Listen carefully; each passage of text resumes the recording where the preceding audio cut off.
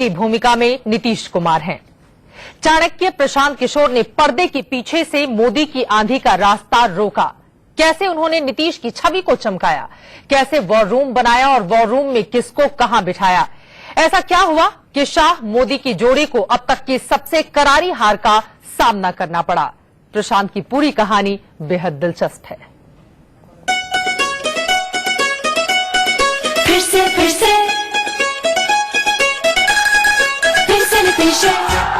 लालू और नीतीश को इस कदर उत्साह से गले मिलने का मौका इसी शख्स ने दिलाया।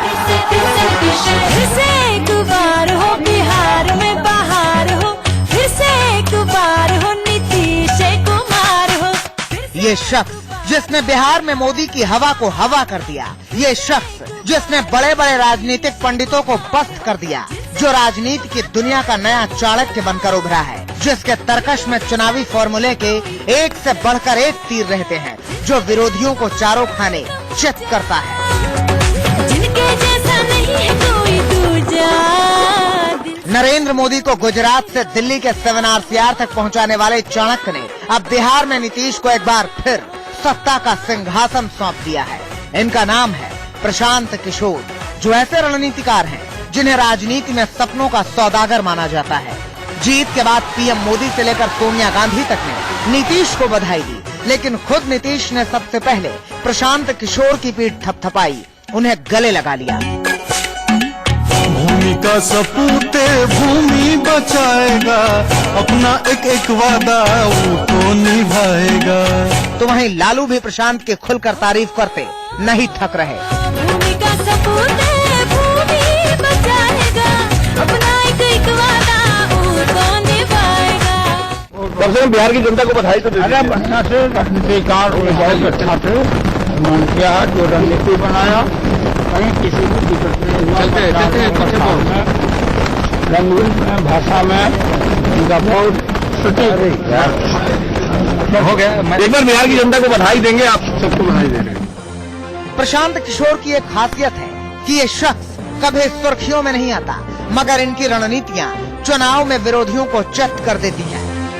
बिहार चुनाव में भी प्रशांत किशोर ने पहले दिन से इसी फॉर्मूले को सामने रखा। कहते हैं कि एक एक मुद्दा, एक एक भाषण प्रशांत किशोर ने तय किए। बिहार के पूरे चुनाव को नीतीश वर्सेस मोदी करना, प्रधानमंत्री के भाषण से डीएनए का मुद्दा छीनकर अपने पक्ष में करने की बात हो, या नीतीश की छवि को पूरे चुनाव में बनाए रखने की बात, प्रशांत ने नीतीश को हमेशा पूरी तरह तैयार कर रण क्षेत्र में भेजा। प्रशांत किशोर को जिस तरीके से इस्तेमाल किया गया है वो काफी अच्छा रिजल्ट भी आया है। मानते हैं कि प्रशांत किशोर ने बहुत अच्छा काम किया है। बहुत अच्छे इंसान है और बहुत अच्छे ढंग से उन्होंने चीजों को आगे बढ़ा करके और जो माहौल क्रिएट करने में आज जो बेहतर जो है नारों के साथ जो है एक उन्होंने बिहार की माटी और इसके सुगंध को बढ़ा करके मतदाताओं को आकर्षित करने का काम किया। चुनावों में शानदार नारे गढ़ने वाले और चुनावों को एक उत्सव में तब्दील करने की कुव्वत रखने वाले प्रशांत की एक खास बात है, पूरे चुनाव अभियान को उन्होंने पर्दे के पीछे से डील किया, लेकिन सही तरीके से उनका एक वीडियो भी मीडिया के सामने नहीं आया।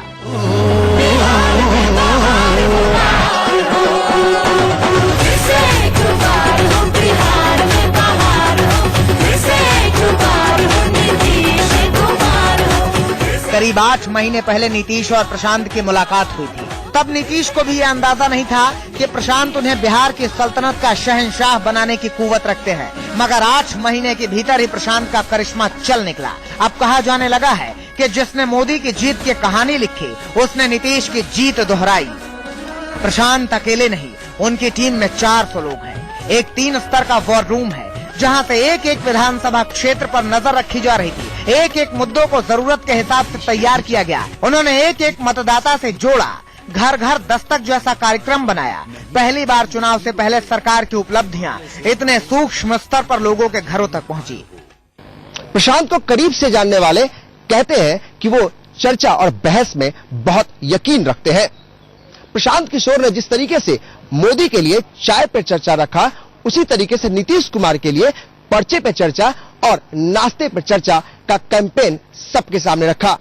उन्होंने पर्दा के पीछे रहकर जो निर्देशक के भूमिका के रूप में जो काम किए हैं वो सराहनीय काम किए हैं और उनका इस प्रचार में और इस प्रचार के पूरे प्रक्रिया में जिस प्रकार से वो 3 महीना 4 महीना पहले से लग चुके थे और हम लोगों को जो लगाने का काम किए, उससे मैं उनके प्रति आभार भी व्यक्त करता हूं कि जो सुचारू रूप से उन्होंने काम किया, कहीं न कहीं हम लोगों के जीत में, जनता दल व महागठबंधन के जीत में उनका अहम भूमिका है। इसके बाद 27 जून को नीतीश कुमार के फेसबुक पेज पर नीतीश कनेक्ट के नाम से ऑनलाइन जनता दरबार शुरू किया गया। इस पेज पर लोगों के सुझाव और शिकायतें आती हैं और फिर उन लोगों के मोबाइल नंबर तलाशे जाते हैं। रिंगटोन भेजने के लिए एक अलग टीम है जो नंबरों पर नीतीश की आवाज में रिकॉर्डेड मैसेज भेजती है। प्रशांत के इस रणनीति का सबसे अहम केंद्र था लोगों को नीतीश से जोड़ना और पूरे माहौल को एक उत्सव में बदल देना, और आखिरकार वो इसमें पूरी तरह से सफल रहे। पटना से अमित कुमार सिंह के साथ ब्यूरो रिपोर्ट, इंडिया न्यूज। नई राजनीति के चाणक्य बन चुके हैं प्रशांत किशोर। किस तरह से उन्होंने पर्दे के पीछे अपनी भूमिका निभाई, इस रिपोर्ट के जरिए आपने देख लिया। लेकिन एक गाना जिसने हर घर में दस्तक दी और लोगों के दिलों में अपनी एक अलग ही जगह बना ली। राजकिशोर जी हमारे साथ मुंबई से जुड़े हुए हैं। उन्होंने नीतीश कुमार के लिए खासतौर से ये गाना तैयार किया था, हर घर में बाहर हो, नीतीश कुमार हो, और किस सोच के साथ उन्होंने इस गाने को लिखा, ये मैं उनसे ही पूछूंगी। हमारे साथ जुड़ चुके हैं और स्टूडियो में हमारे साथ वरिष्ठ पत्रकार एनके सिंह और हमारे मैनेजिंग एडिटर राणा यशवंत भी मौजूद हैं। राजशेखर, सबसे पहले तो जाहिर तौर पर इस गाने ने बेहतरीन हर घर में दस्तक दी और बेहतरीन प्रदर्शन करते हुए नीतीश कुमार को जीत भी दिलाई, उसमें एक बड़ी भूमिका निभाई है। सबसे पहले उस गाने की कुछ लाइनें अपने दर्शकों को सुना देते हैं, फिर मैं सवालों के साथ आपका रुख करूंगी। सुनिए। फिर से नीतीश,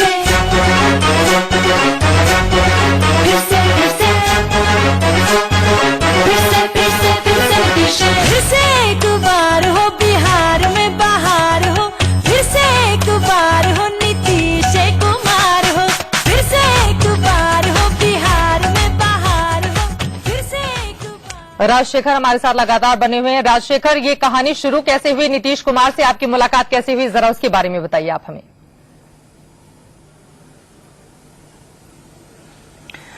मुझे प्रशांत किशोर और उनकी टीम ने सबसे पहले अप्रोच किया था और उनके थ्रू मुझे पता चला कि ऐसा कुछ करना है, गाना लिखना है। इससे पहले मैं फिल्मों के लिए गाने लिखता रहा हूँ और उनसे मुलाकात हुई मेरी पटना में जी, और हमें एक ब्रीफ दिया गया कि ये चीजें हैं और उसके बाद ये पहला ही ड्राफ्ट था जो कि उन लोगों को पसंद आया। क्या ब्रीफ किया गया था? मैं खुद बिहार से हूँ, मधेपुरा एक जगह है, वहां से हूँ। शायद मेरे बिहारी होने का शायद मुझे एक वो था कि मैं वस्तु स्थिति जानता था, बहुत जमीनी हकीकत क्या है वहां पर, और मुझे एक तरह से बहुत छूट दी गई थी कि आप किस तरह से देखते हैं। आप खुद बिहार से हैं, बिहार में रहे हुए हैं, अभी भी लगातार आना जाना रहता है, तो आपको क्या लग रहा है क्या? तो मैंने कहा कि हाँ, मैंने खुद बहुत सारी चीजें, तब्दीलियां जो हैं पिछले सालों में, एक बेहतर होने की जो कवायद है बिहार में वो दिख रही है, तो वो सारी चीजें थी। और उनके तरफ से मुझे बस ये कहा गया था कि we don't want anything negative about anyone. हमें किसी के बारे में कुछ नकारात्मक बात नहीं करनी है कि फलान में ये गलती है या उनमें ये गलती है। हमने काम किया है और हमें पूरा भरोसा है कि हम सिर्फ वो बात जनता तक पहुंचा देंगे। हम उनसे एक डायलॉग करना चाहते हैं और ये गाना, इस गाने के पीछे जो रिप्रेजेंटेशन है, जो प्रतिनिधित्व है, किसका प्रतिनिधित्व ये कर रहा है ये गाना, वो था कि जो लोग ऑलरेडी बिहार से है, ये पार्टी वर्कर या उनके तरफ से नहीं था, जिन लोगों को फायदा पहुंचा है, जिनकी जिंदगियां बदली है वहां पर बेहतर तरीके से, ये उनकी आवाज है, उनके तरफ से। जब आपने एक लाइन लिखी है तो ये नीतीश कुमार कि हमें किसी के बारे में नेगेटिव नहीं है। राजशेखर, मेरी आवाज आ रही होगी। एक लाइन आपने लिखी है, बिहार में बाहर हो, नीतीश कुमार हो, तो क्या ये मामला फंस गया था? आपको मीटर नहीं मिल रहा था या आप जानते थे कि बिहार में ये कहा जाता है इस तरह से कि नीतीश कुमार हो? क्या वजह थी? या तो मीटर नहीं मिल रहा था, नीतीश कुमार हो, इससे बात नहीं बन रही थी। नीतीश कुमार हो वाकई वहां की गंवई भाषा है जो हम लोग की बात करते हैं। मेरे ख्याल से हम तीनों यहाँ जो बैठे हो बिहार से हैं और तीनों इस भाषा मैं गोरखपुर से हूँ तो मतलब वहीं से है, भोजपुरी एरिया से है। तो इसमें क्या था? नीतीश कुमार हो ये हिट करता है, अचानक दिल्ली में भी बड़ा इसको सुन के मजा आया। बिल्कुल। तो ये क्या बात थी? मीटर नहीं मिल रहा था या ये दिल से आया? ये तुकबंदी कैसे बैठाई आपने? ये नहीं, मीटर का तो मामला नहीं था।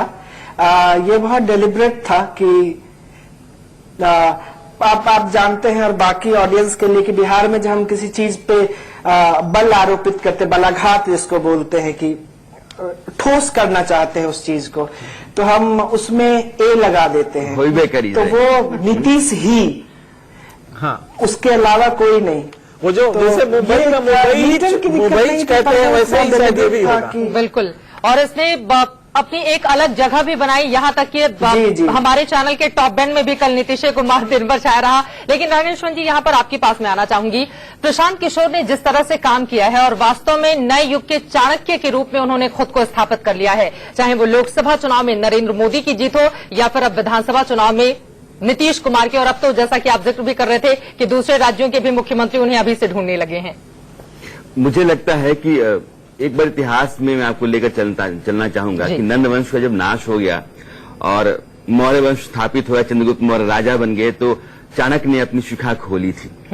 और कल मुझे लगता है कि प्रशांत भूषण के दिल को बहुत राहत मिली होगी, क्योंकि उनकी लड़ाई अमित शाह से थी। अगर आप ठीक से समझते हैं, प्रशांत किशोर जो हैं उनकी सीधी सीधी लड़ाई अमित शाह से थी। 2014 में उन्होंने मोदी का पूरा कैंपेन संभाला। 2012 में अगर मोदी मुख्यमंत्री बने तो उसके पीछे भी प्रशांत की बड़ी भूमिका रही थी। 2014 में जब मोदी प्रधानमंत्री बन गए और अमित शाह आकर के बीजेपी दफ्तर में बैठ गए, तो अमित शाह को शायद ये लगने लगा। प्रशांत के साथ मेरी लंबी बातचीत रही है और जब मैं उनसे मिलने पटना गया था तब भी घंटे 1.5 घंटे के आसपास में उनके साथ बैठा रहा। तो मुझे ये लगा बातचीत में कि बाद में अमित शाह को ये लगने लगा कि अगर मेरे और प्रधानमंत्री के बीच में कोई तीसरा आदमी प्रशांत की तरह आ जाएगा तो वो एक पावर सेंटर हो जाएगा। ऐसा अमित शाह चाहते नहीं थे। इसलिए जून में जब इनकी मुलाकात की तो उन्होंने कहा कि देखिए जून आ गया, अब तो सरकार बन गई, जून आ गया, मैं क्या करूं? तो उन्होंने कहा कि जुलाई आएगी जी।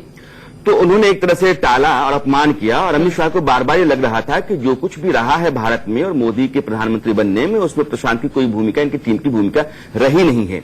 इसलिए बार बार उन्होंने हाशिए पर डाला और दिसंबर में आकर के नीतीश कुमार ने प्रशांत को बुलाया और कहा कि देखिए आप मेरा काम का संभालिए, आपने मोदी को प्रधानमंत्री बनाया है, अब आपके कंधों पर मैं एक जिम्मा डालता हूं, आप मुझे फिर से मुख्यमंत्री बनाइए। और फिर प्रशांत नीतीश कुमार के साथ काम करने लगे।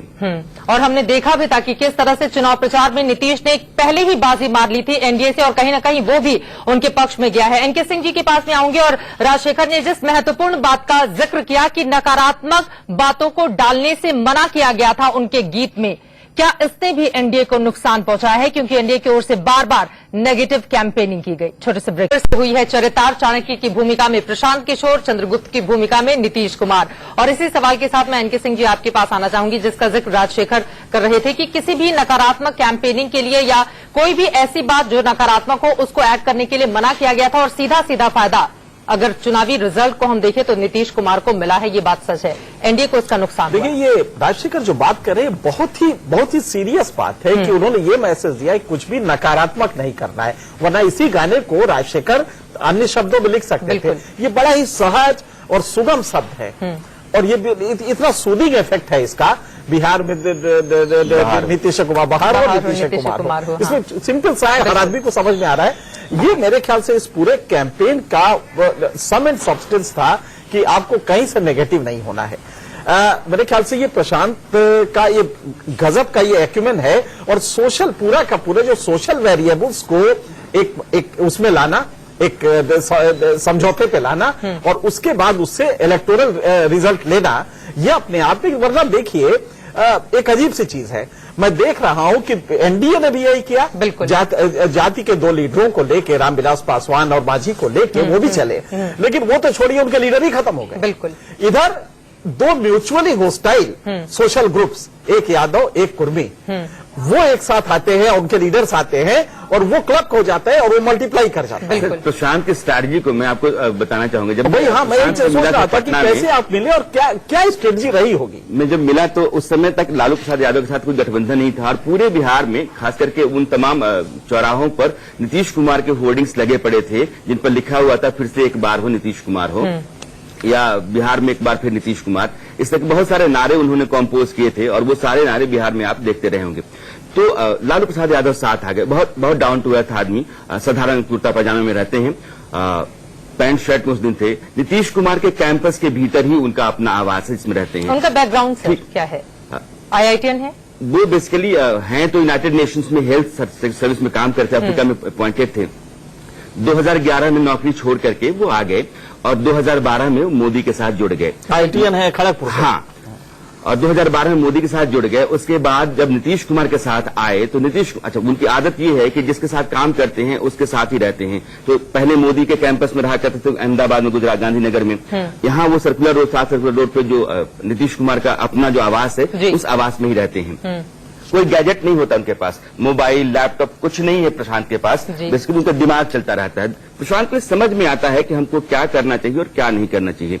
नीतीश कुमार को उन्होंने साफ साफ कहा था कि देखिए सर, ऐसा है कि आपको मोदी पर सीधे सीधे हमला नहीं करना है। उन्होंने बाकायदा मोदी को बताया कि नीतीश कुमार के साथ मोदी के साथ मैंने काम किया है और ये समझिए कि मोदी बहुत सक्षम नेता हैं, वो लगातार काम करते हैं, उनके भीतर काम करने का बहुत मजबूत जज्बा है और ईमानदारी से काम करना चाहते हैं, यह आप मान लीजिए। उसके बाद अपने दुश्मन पर हमला करना चाहिए आप। अच्छा, आरक्षण वाली क्या स्ट्रेटजी थी? वो हुआ ये कि जैसे ही मोहन भागवत ने आरक्षण वाला मामला उठाया कि ये पॉलिसी जो है उसको रिव्यू किया जाना चाहिए, तो उन्होंने कहा कि देखिए अब इस पर क्या है कि लालू जी इस बात को संभालेंगे और हर मोर्चे पर लालू जी हर मंच पर जाएंगे और आरक्षण के मामले को लेकर के लोगों के बीच में अपनी बात रखेंगे कि देखिए ये संघ और बीजेपी पिछड़ों के आरक्षण के मामले को घसीटना चाहते हैं, आपके हक को मारना चाहते हैं। नीतीश कुमार को मना कर दिया कि आप आरक्षण के मामले पर बिल्कुल नहीं जाइएगा, आरक्षण के मामले पर लालू जी बोलेंगे। नीतीश कुमार बाहरी बनाम बिहारी के मामले पर रहेंगे। बिल्कुल, नीतीश कुमार ने इवन DNA के मामले को भी नीतीश कुमार ने ही उठाया था। यह भी दिमाग प्रशांत का ही था कि डीएनए उन्होंने बोला है, डीएनए के मामले को आप उठाइए, डीएनए एक बड़ा मुद्दा है। घर मोदी के कैंपेन को बेसिकली नीतीश के कैंपेन में उन्होंने कन्वर्ट कर दिया, जैसे कि हर घर मोदी, हर हर मोदी, घर घर मोदी, उसको उन्होंने हर घर दस्तक करके यहाँ कर दिया। चाय पर चर्चा मोदी ने की, यहाँ उन्होंने पर्चे पर चर्चा कर दिया। कैंपेन हर घर दस्तक भी, और ये सारी चीजें उनकी काफी ज्यादा सफल भी रही हैं। एक आखिरी सवाल मैं ले लेती हूँ आपसे राजशेखर, अब तो आपके पास बहुत सारे ऑफर आने लगे होंगे अलग अलग राज्यों से, और ये भी एक नए तरह का ट्रेंड चल पड़ा है जब राज्यों के मुख्यमंत्रियों की ओर से सीधे उन लोगों को चुना जा रहा है जो अलग अलग राज्यों में सफल हो चुके हैं अलग अलग भूमिकाओं में। तो उसके बारे में अब अगला गाना किसके लिए तैयार करने जा रहे हैं आप? हाँ, अभी तो कुछ नहीं, अभी तो ये बाकी जो फिल्मों में कर रहा हूँ वही चल रहा है। अच्छा लिखे राजशेखर, आपने गाना अच्छा लिखा, हर बात की अपनी तासीर होती है, उसके मुताबिक आपने लिखा है। लेकिन यहाँ ना स्नेहा ने गाया भी बहुत अच्छा है, स्नेहा ने कंपोज अच्छा किया है, और चूंकि वो नीति ने गाया है इसलिए वो भी आवाज अच्छी। जी स्नेहा खानवलकर ने कंपोज किया है, नीति मोहन और घुंघरू है, वो भी बिहार से है। हाँ, घुंघरू में भी घुंघरू की आवाज है उसकी। जी, और मैं एक मजेदार वाकया है, जब नीतीश जी से एक बड़ी छोटी सी मुलाकात थी हमारी, जल्दी से सर, और तो मैंने पूछा उनसे कि आपको कैसा लगा गाना, तो उन्होंने कहा कि वो जो नीतीश कुमार लाए हैं वो अच्छा है, बिहार से है क्या? जी और उसी टोन में भी आपने कहा। आप तीनों का बहुत शुक्रिया हमारे साथ इस चर्चा में शामिल होने के लिए, और वही हुआ जो गाने में हम सुनते चले आ रहे थे, फिर से एक बार बिहार में बहार हो, फिर से एक बार नीतीश कुमार हो। एक छोटे से ब्रेक